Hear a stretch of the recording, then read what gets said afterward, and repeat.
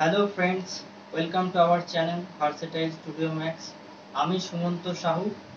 আশা করি সবাই ভালোই আছো।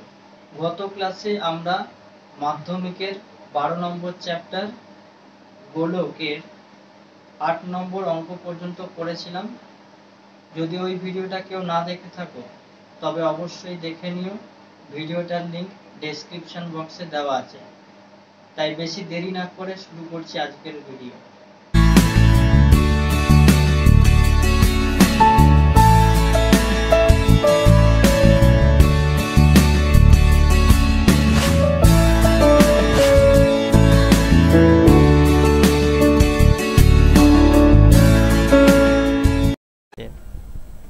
তো আজ আমরা 9 নম্বর থেকে করা শুরু করব। তো দেখে নিই 9 নম্বর অঙ্কটা।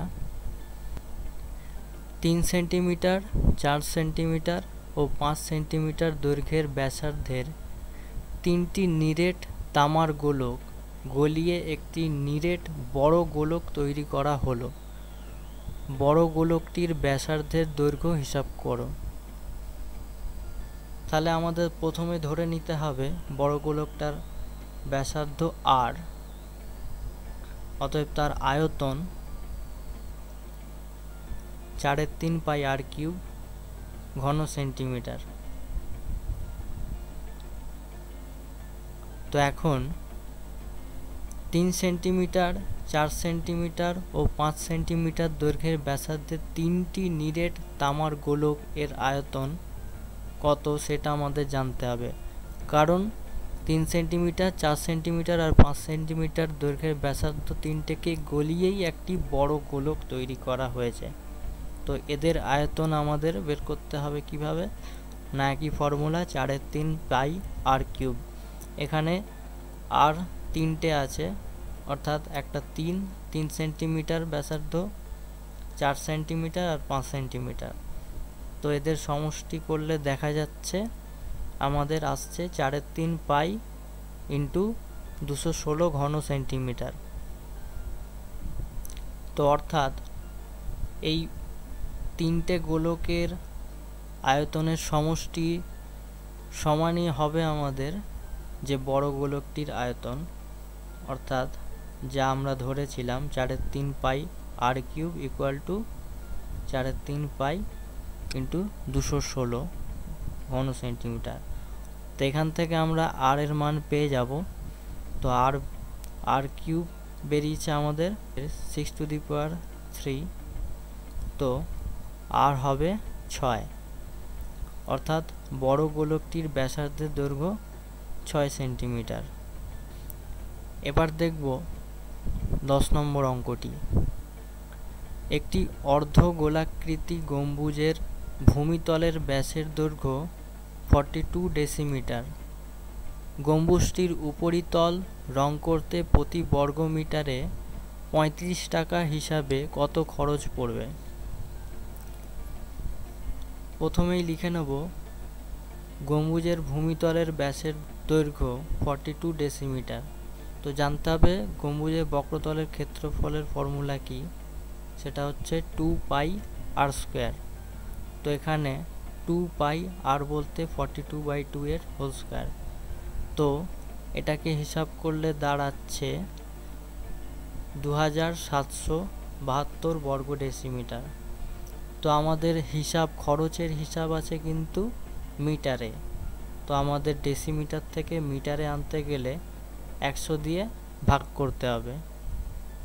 তো এখান থেকে আমরা পেয়ে যাচ্ছি যে 27.72 বর্গমিটার গম্বুজের বক্রতলের ক্ষেত্রফল। তো এখান থেকে আমাদের খরচটা বের করতে গেলে এই 27.72 দিয়ে 35কে গুণ করতে হবে। তো খরচ এলো 970.20 টাকা। এবার দেখব 11 নম্বর অঙ্কটি। একটি ধাতুর পাত থেকে তৈরি দুটি ফাঁপা গোলকের ব্যাসের দৈর্ঘ্য যথাক্রমে 21 সেন্টিমিটার এবং 17.5 সেন্টিমিটার।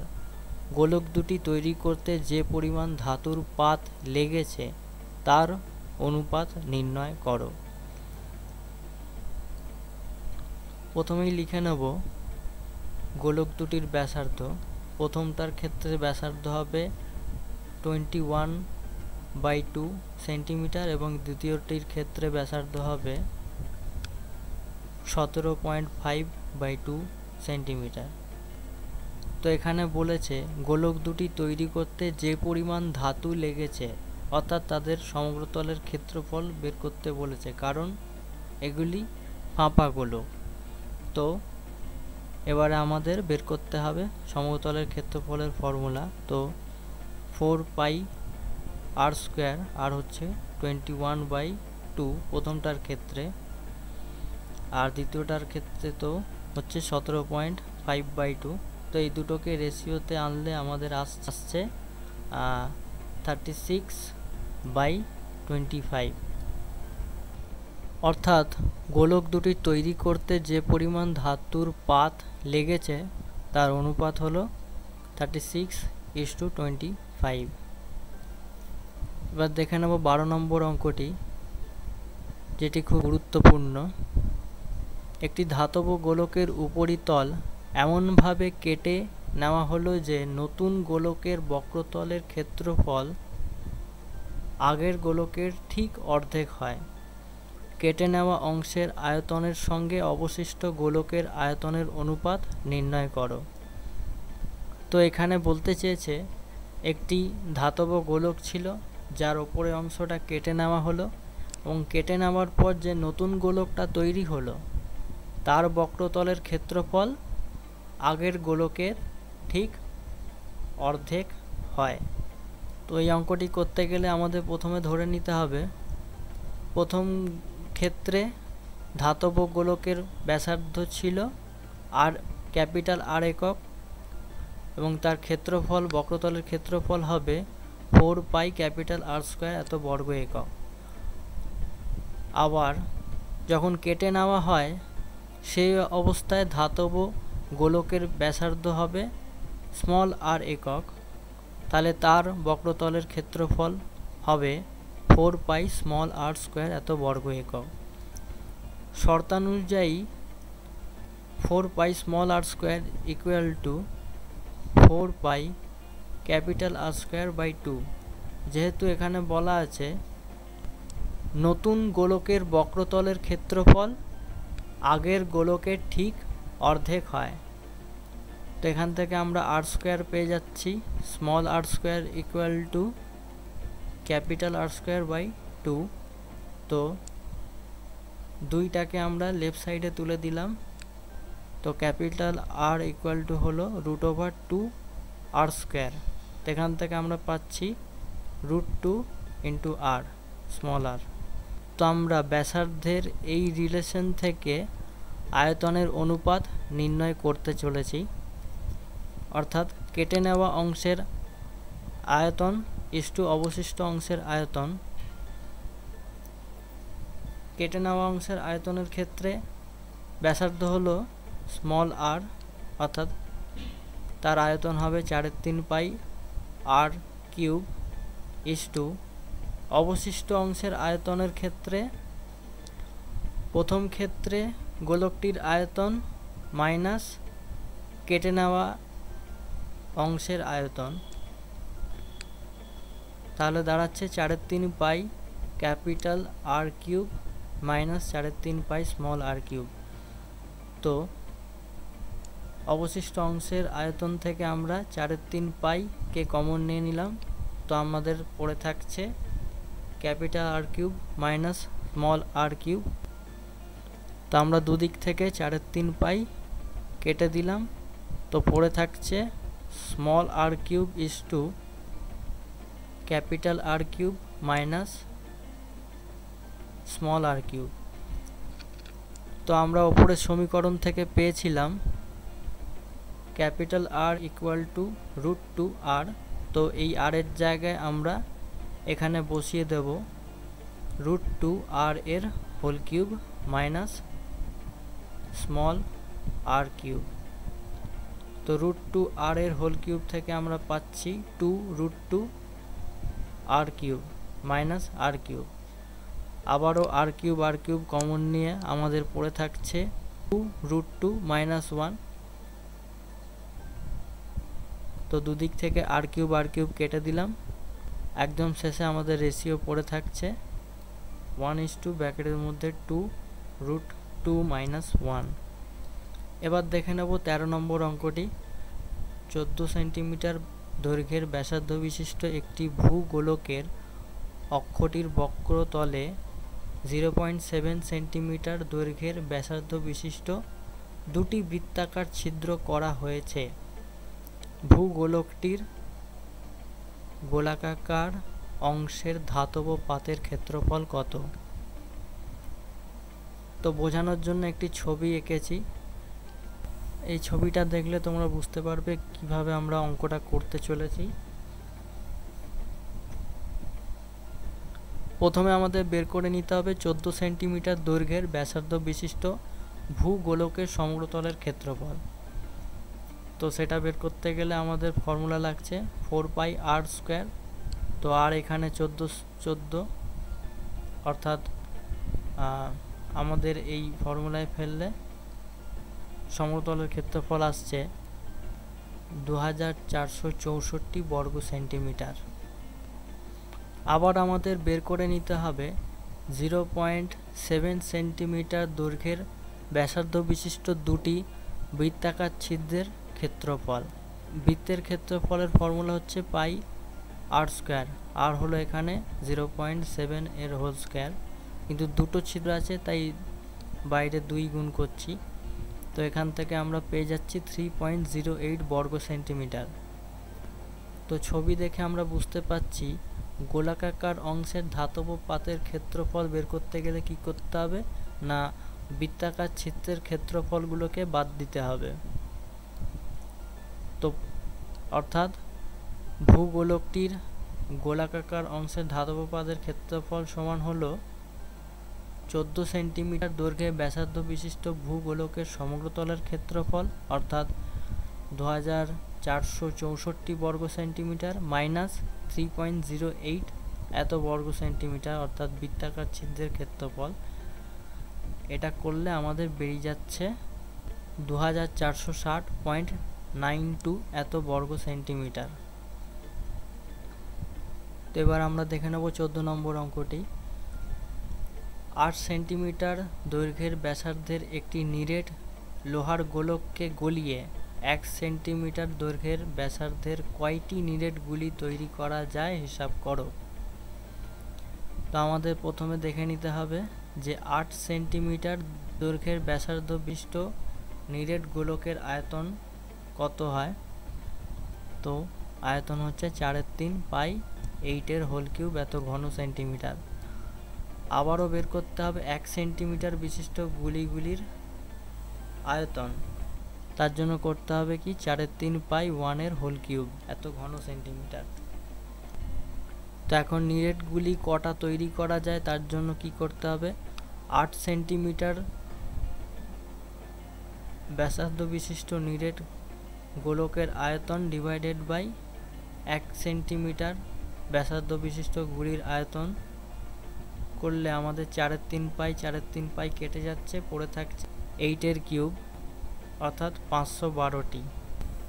এখন কিছু অতি সংক্ষিপ্ত উত্তরধর্মী প্রশ্ন দেখব, যার মধ্যে আছে বহু বিকল্পীয় প্রশ্ন অর্থাৎ মাল্টিপল চয়েস কোশ্চেন।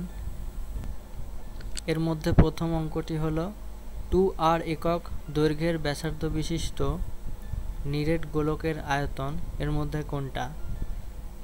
তো 2r একক দৈর্ঘ্যের ব্যাসার্ধ বিশিষ্ট নিরেট গোলকের আয়তন 4/3π 2r এর হোল কিউব। তো এখান থেকে আমরা পেয়ে যাচ্ছি 4/3π8r এর কিউব। তো এটা সমান হলো 32πr³ এত ঘন একক, অর্থাৎ অপশন এ ইজ কারেক্ট। এবার 2 এর অঙ্ক দেখে নেব। দুটি নিরেট গোলকের আয়তনের অনুপাত 1:8 হলে তাদের বক্রতলের ক্ষেত্রফলের অনুপাত কি হবে এর মধ্যে?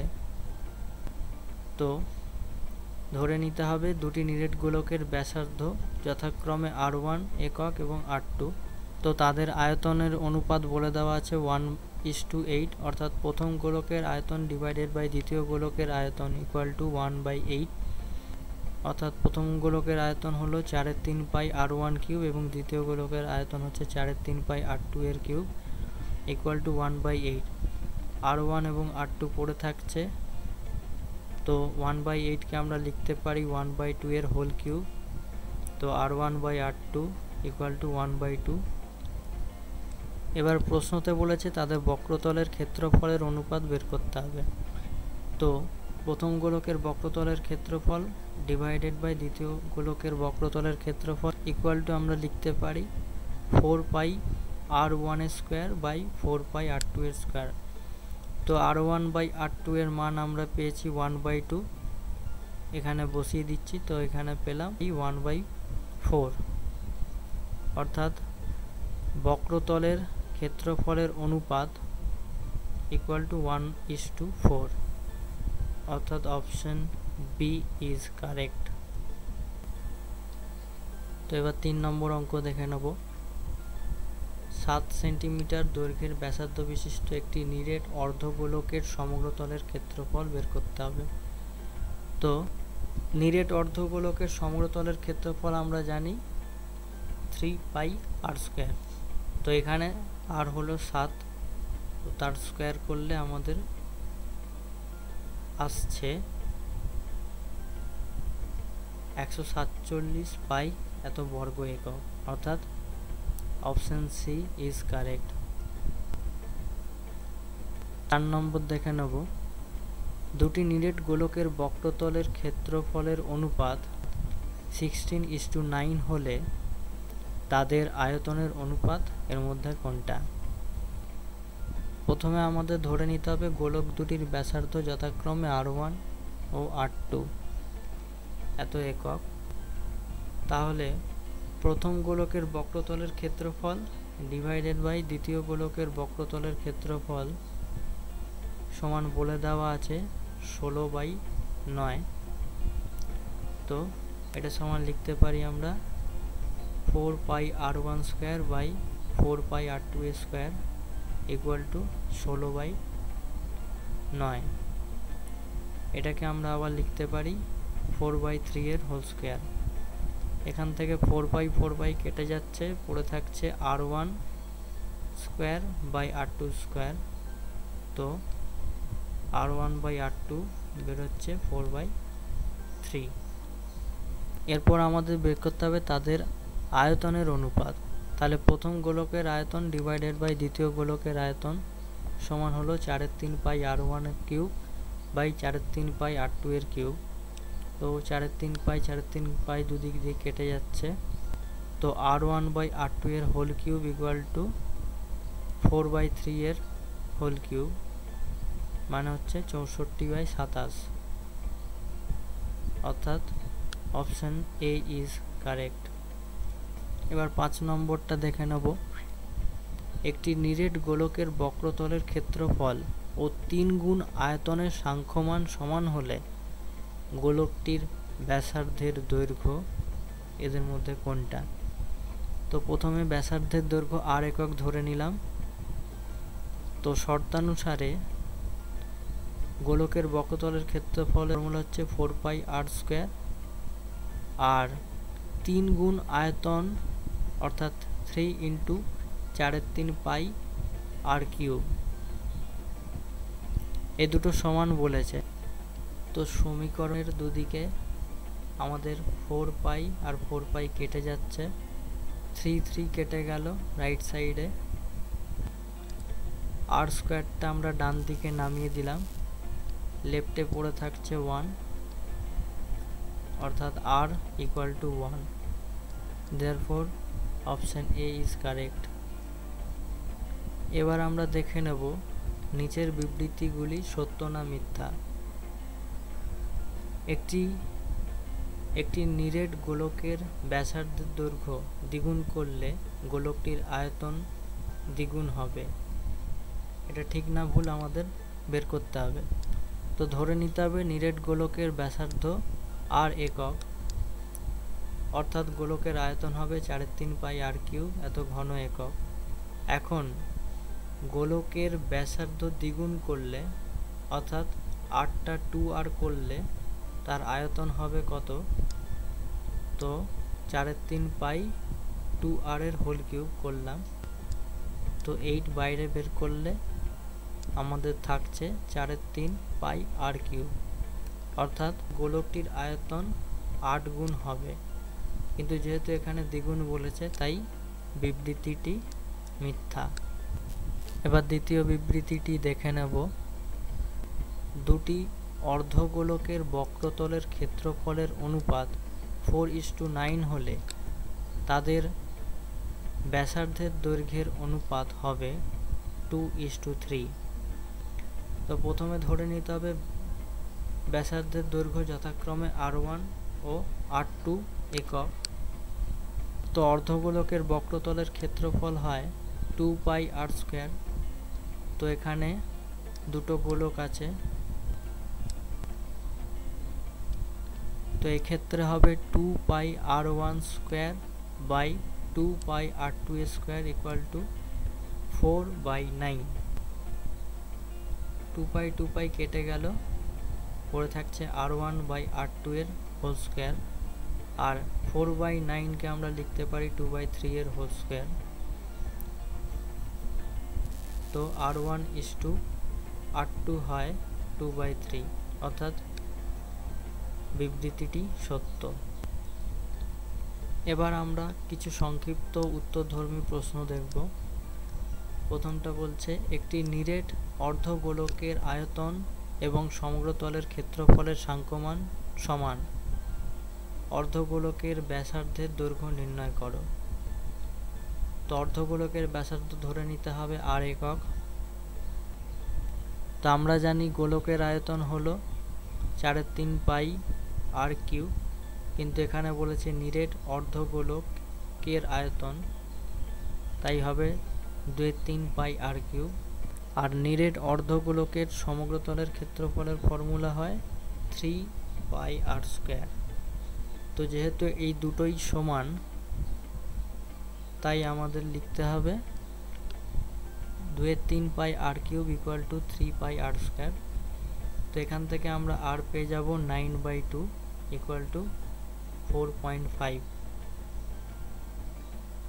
অর্থাৎ অর্ধগোলকের ব্যাসার্ধের দৈর্ঘ্য হলো 4.5 একক। তো এবার 2 নম্বর অঙ্কটি দেখে নেব। একটি নিরেট গোলকের বক্রতলের ক্ষেত্রফল একটি নিরেট লম্ববৃত্তাকার চোঙের বক্রতলের ক্ষেত্রফলের সমান। চোঙটির উচ্চতা এবং ব্যাসের দৈর্ঘ্য উভয়ই 12 সেন্টিমিটার। গোলকটির ব্যাসার্ধের দৈর্ঘ্য কত? তো প্রথমেই ধরে নিতে হবে গোলকের ব্যাসার্ধের দৈর্ঘ্য r সেন্টিমিটার, অর্থাৎ নিরেট গোলকের বক্রতলের ক্ষেত্রফল হবে 4 পাই আর স্কোয়ার এত বর্গ সেন্টিমিটার, এবং নিরেট লম্ববৃত্তাকার চোঙের বক্রতলের ক্ষেত্রফলের ফর্মুলা হলো 2 পাই আর এইচ। যেহেতু আমরা এখানে r ধরে নিয়েছি গোলকের ব্যাসার্ধের দৈর্ঘ্য হিসেবে, তাই r1 লিখলাম। ছবিতে দেখলে বোঝা যাবে যে লম্ববৃত্তাকার চোঙের উচ্চতা 12 সেন্টিমিটার এবং ব্যাসের দৈর্ঘ্য সেটাও 12 সেন্টিমিটার, অর্থাৎ 2r ইকুয়াল টু 12, তো r1 ইকুয়াল টু 6 সেন্টিমিটার। তো আমরা লিখতে পারি সমীকরণে যে 4 pi r square equal to 2 pi r1 H. যেহেতু দুটোরই ক্ষেত্রফল সমান, তো এখান থেকে পাই পাই কাটছে, 2 আর 4 কেটে থাকছে 2, তো আমরা লিখতে পারি 2r square equal two 6 into 12। তো r square equal two 6 into 12/2, অর্থাৎ 36। তো r হলো 6। তো আমরা পেয়ে যাচ্ছি গোলকটির ব্যাসার্ধের দৈর্ঘ্য 6 সেন্টিমিটার। এবার আমরা দেখে নেব 3 নম্বর অঙ্কটি। একটি নিরেট অর্ধগোলকের সমগ্রতলের ক্ষেত্রফল এবং একটি নিরেট গোলকের বক্রতলের ক্ষেত্রফল সমান। অর্ধগোলক এবং গোলকের ব্যাসার্ধের দৈর্ঘ্যের অনুপাত কত? তো আমাদের প্রথমে ধরে নিতে হবে অর্ধগোলকের ব্যাসার্ধ r1 আর গোলকের ব্যাসার্ধ r2। তো শর্তানুসারে বলা আছে যে নিরেট অর্ধগোলকের সমগ্রতলের ক্ষেত্রফল। আমরা জানি নিরেট অর্ধগোলকের সমগ্রতলের ক্ষেত্রফল হলো 3πr²। যেহেতু অর্ধগোলকের ব্যাসার্ধ আমরা r1 ধরেছি, তাই আমরা লিখব 3πr1²। আবার নিরেট গোলকের বক্রতলের ক্ষেত্রফলের ফর্মুলা হচ্ছে 4πr²।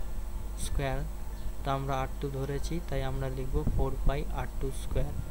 এই দুটো সমান r1²/r2² পাচ্ছি 4/3।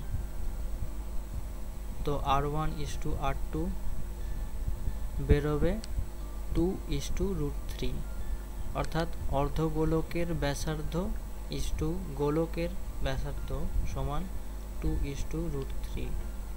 4 নম্বর অঙ্কটা দেখে নেব।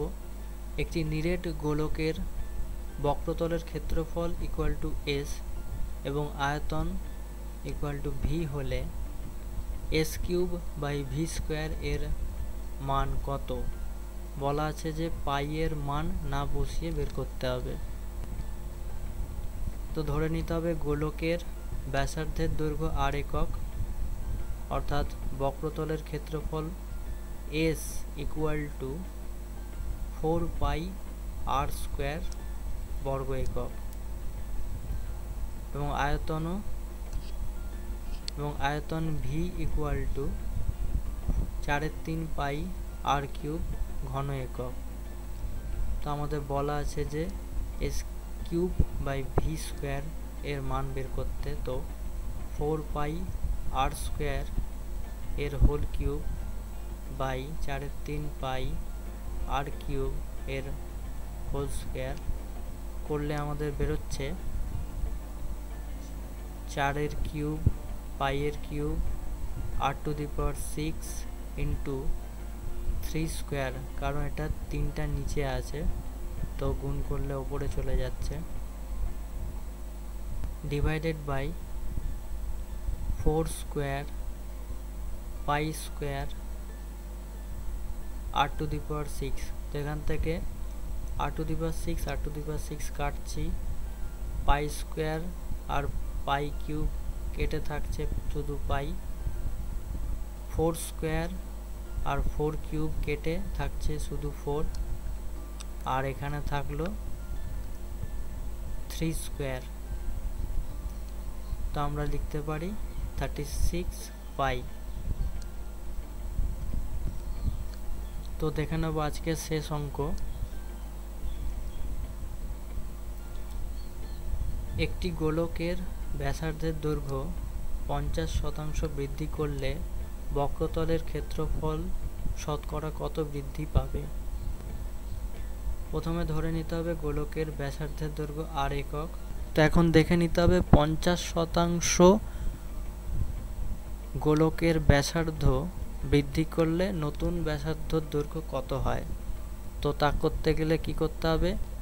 গোলকের নিজস্ব ব্যাসার্ধের দৈর্ঘ্য প্লাস ব্যাসার্ধের দৈর্ঘ্য ইন্টু 50/100।